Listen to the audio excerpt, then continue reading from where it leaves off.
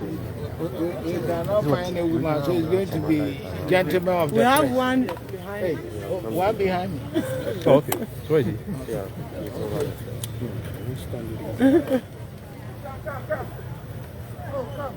Lady and gentlemen of the press, thank you for making it here. And we would like to start with what we did yesterday. Since yesterday, when the information of this explosion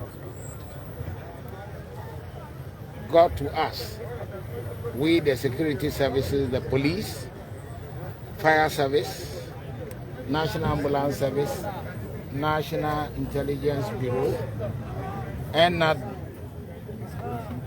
we quickly moving to save life and property. By so doing, we quickly intervened and assisted the injured, women, children, and the aged. That was done quickly, and the injured were conveyed to hospitals in and around Bogoso. The serious ones were taken to Takwa and Okomfanoche Hospital and Kolebu. As we speak, they are recovering. The medical teams are doing everything possible to get them back to normal life. And that is a very good job done by the security services. Let me also say that following our brief yesterday at the national headquarters, through a crisis meeting set up at the National Police Department, Operation Department, led by the Inspector General of Police, we were able to update the media on what all of you did here yesterday. Today, the security chiefs are on the ground. And what I would like to say is the Vice President of the Republic of Ghana arrived here today, welcomed by the Inspector General of Police, Dr. George Kufudampari, the Acting Chief Fire Officer, Mr. Kuno, and the General Officer commanding the Ghana Armed Forces, Brigadier General Ayisi, Amwa Ayisi. The Vice President was driven straight to the Joint Command Center located here. He was thoroughly briefed by the agencies present, notably the police, the Ghana National Fire Service, the Ambulance Service, NADMO, the Bureau of National Investigations, as well as the local assembly. After taking the brief, the Vice President was led by the Inspector General of Police and the Acting Chief Fire Officer and the General Officer commanding the Ghana Armed Forces Southern Command to the scene. He was taken through the basic rudiments of what happened yesterday, what the security officers did to assist in conveying the injured persons, and general operation that impacted on the community here. Let me use this opportunity also to state that thereafter he went to the various hospitals where some of the victims were admitted. He wished them well. His Excellency, the Vice President, wished them well, and also thanked the medical authorities for good job done so far. He also thanked the security services and all other partners, including the media, for drumming it up and letting authorities know of it immediately. Distinguished ladies and gentlemen, let me state in clear terms regarding the general casualties. Officially, the ambulance service and allied agencies recorded 190 casualties. Out of that, 13 are certified to be dead. It is not 17. Rather, 4 of the injured were seriously wounded, and they were taken to Okomfanoche Government Hospital. Initially, due to their condition, it was misreported that they were dead. But when they were taken to the hospital, the medical officers certified that they were not clinically dead, and as such they were admitted, and treatment is ongoing.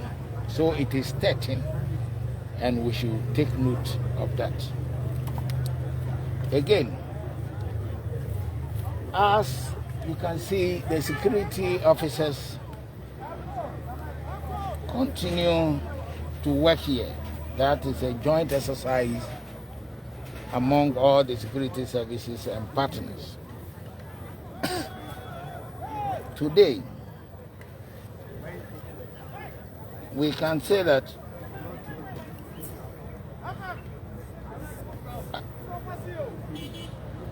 "36 are on admission at the moment, and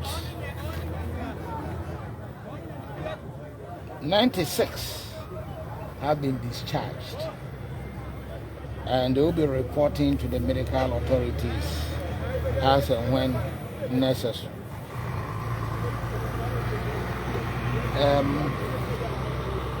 Displaced persons are about 384 sources from NADMO and allied agencies.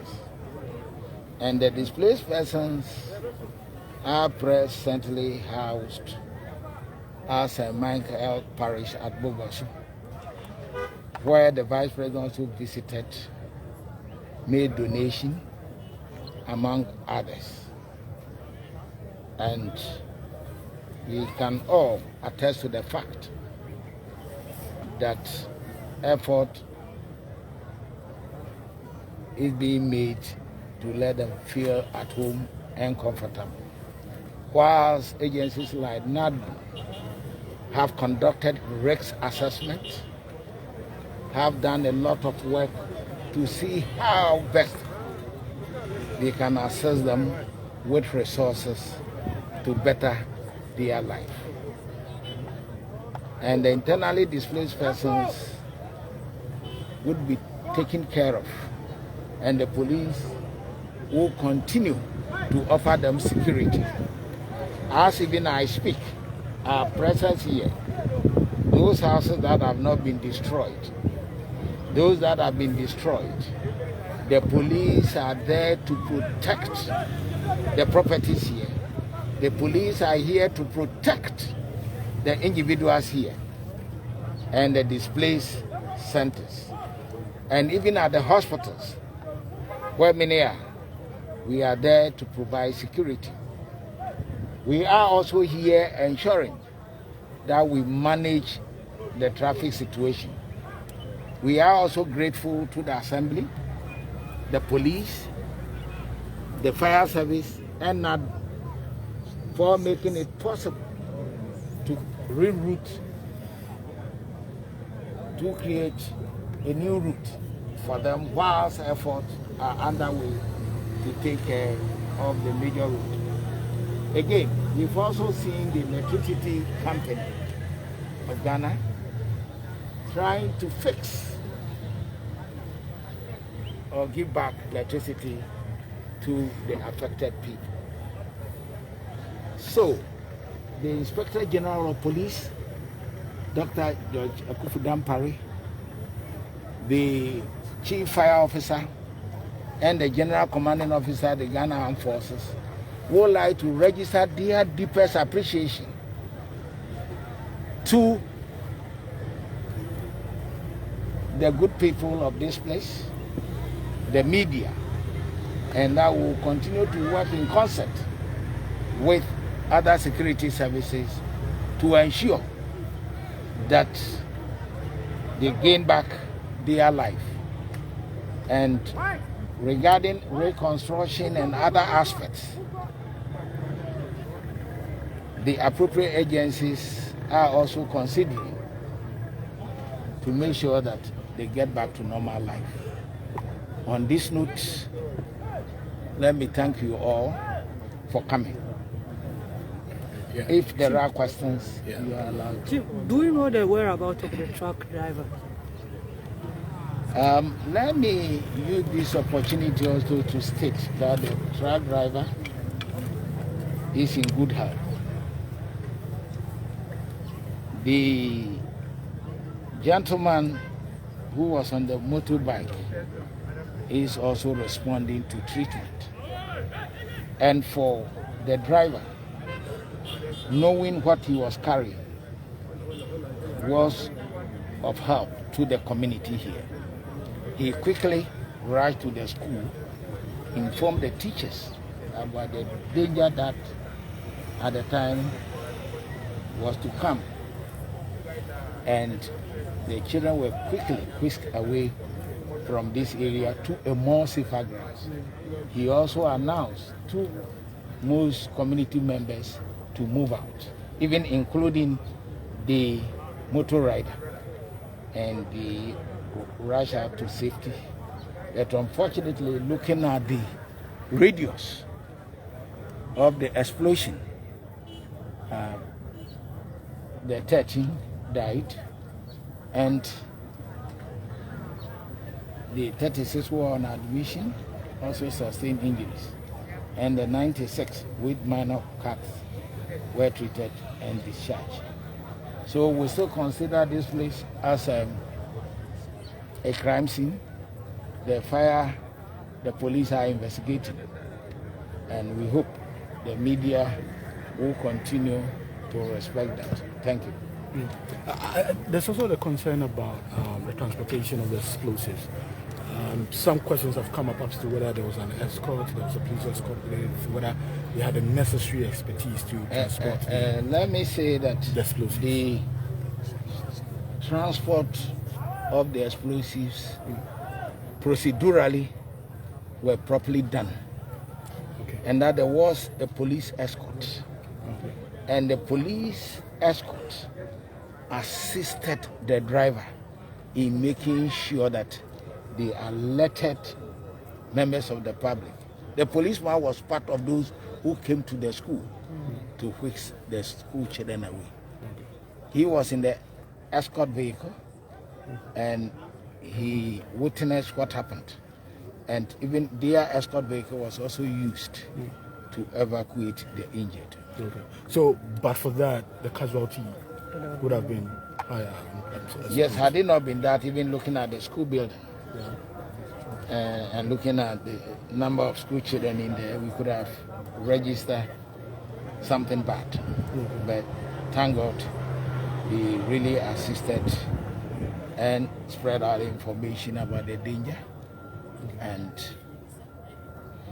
a lot of people managed to run away from a place that is now the crime scene. Okay, thank you.